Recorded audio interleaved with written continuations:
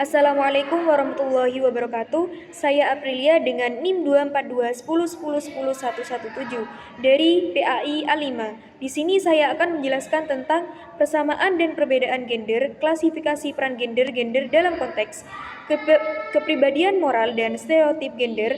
Kepribadian moral, anak-anak mengembangkan kepribadian moral yang terdiri dari 3 komponen. Yang pertama yaitu identitas moral, yang kedua karakter moral, dan yang ketiga teladan moral. Identitas moral, anak menjadikan prinsip moral bagian dari diri mereka. Melanggar prinsip ini berarti mereka melanggar integritas diri.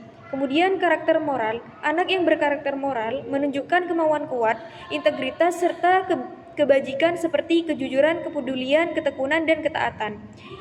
Teladan moral, individu yang menjalani hidup bermoral menjadi contoh memperhatikan keunggulan dan komitmen moral.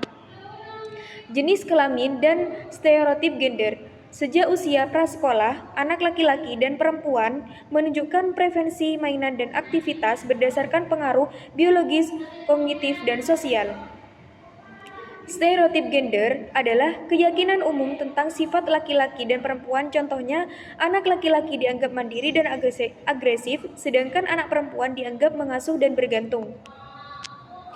Persamaan dan perbedaan gender, realitas di balik stereotip. Prinsip utama yaitu yang pertama, perbedaan gender bersifat rata-rata dengan banyak tumpang tindih antar individu. Kemudian yang kedua, perbedaan mungkin dipengaruhi faktor biologis, sosiokultural, atau keduanya. Perkembangan fisik. Wanita memiliki sekitar 2 kali lipat lemak tubuh dibanding pria, terutama di payudara dan pinggul.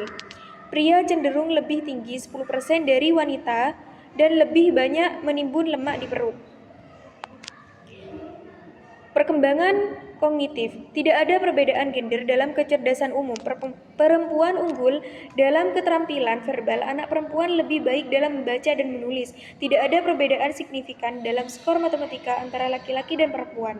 Pria sedikit unggul dalam keterampilan visual spasial, tetapi perbedaannya kecil. Perkembangan emosional. Agresi anak laki-laki lebih agresif fisik. Perbedaan ini universal di semua budaya.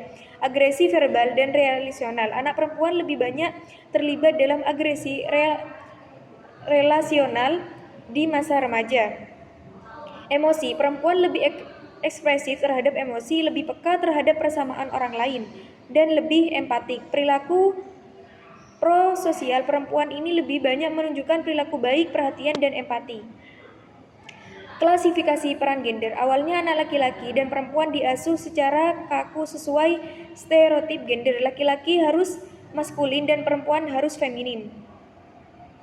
Namun pada 1970-an muncul konsep androgini. Individu bisa memiliki sifat maskulin dan feminim secara bersamaan. Misalnya seorang laki-laki bisa tegas maskulin sekaligus penyayang feminim. Anak perempuan bisa kuat maskulin dan peduli terhadap perasaan orang lain feminim.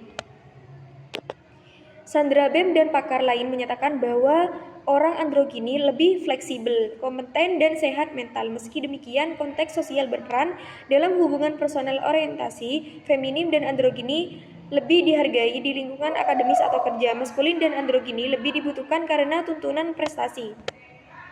Perbedaan gender juga sangat bergantung pada situasi. Misalnya perempuan lebih sering menolong dalam situasi personal seperti membantu anak-anak. Laki-laki lebih sering menolong dalam situasi berbahaya atau penuh resiko seperti membantu orang di jalan.